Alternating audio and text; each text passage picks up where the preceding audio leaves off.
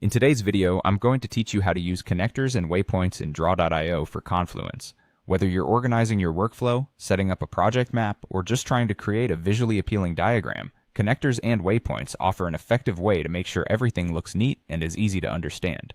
First, let's get started by opening your Draw.io diagram. You'll want to navigate to the Confluence page that contains your specific diagram. Once you're there, simply click on the diagram itself. A menu will pop up, and from there you should select the Edit option. This action will open the Draw.io editor, allowing you to make all the necessary changes.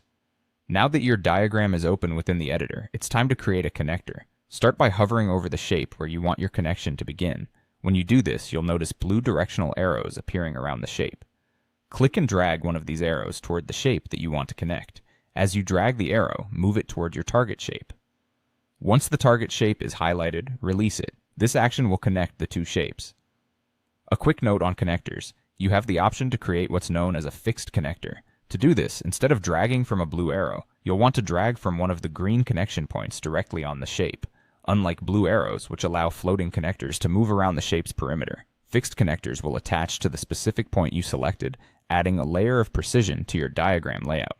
Moving on to waypoints, these are invaluable for controlling the path your connectors take. Sometimes you might have multiple elements, and routing your connectors efficiently can make everything much clearer. To add a waypoint, here's a quick method. First, select the connector you're working with. Then, click and drag a section of the connector to a new position. As you move it, Draw.io automatically inserts a waypoint and reroutes the connector accordingly, making your diagram tidier and easier to follow. There you have it, a straightforward way to use connectors and waypoints in your Draw.io diagrams for Confluence. These tools are handy for enhancing the clarity and precision of your diagrams, making sure everything connects logically. Don't forget, you can always adjust them as needed to fit your evolving projects. Thanks for watching and happy diagramming.